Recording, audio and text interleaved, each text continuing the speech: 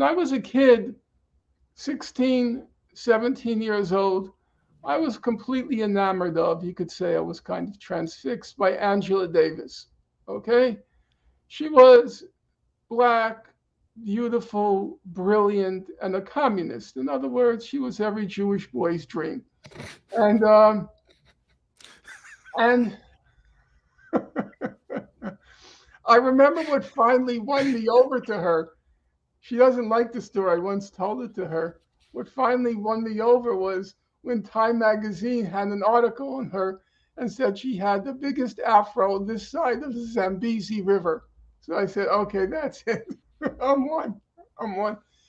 And My God. she's a very uh, part of writing this book. There was there's some chapters in academic freedom, and in part of writing it, I had to go through Angela Davis's own history because hers was a famous academic freedom case in 1970 at UC, UCLA when Ronald Reagan was the governor of California. And she's extremely impressive. I mean, I don't think many people know quite how impressive she was back then. She had studied at the Sorbonne. She had studied under Adorno at the Free University in West Germany. She was teaching Kant, Kant. She was teaching Kant in the UCLA philosophy department at age 22. That's no small feat. I've tried several times to crack Kant's critique of pure reason, and it was pure unreason for me. I couldn't make any sense of it whatsoever. And Professor Chomsky once said to me, it's very hard to get through Kant unless you have a tutor. And there was Angela Davis, age 22, teaching it at UCLA. Extremely impressive, a woman.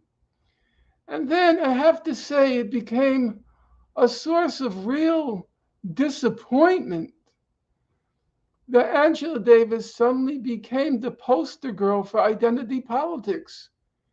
And she became, in my era, she was one on the FBI's 10 most wanted list. Now she's on Martha's Vineyard's 5 most coveted list. She's in all of these liberal woke precincts.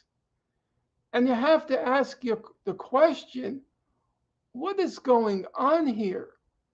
Can Angela Davis, with all of her political history, can she possibly be oblivious to how she's being used, to how her politics now just serve the interests of the Democratic Party?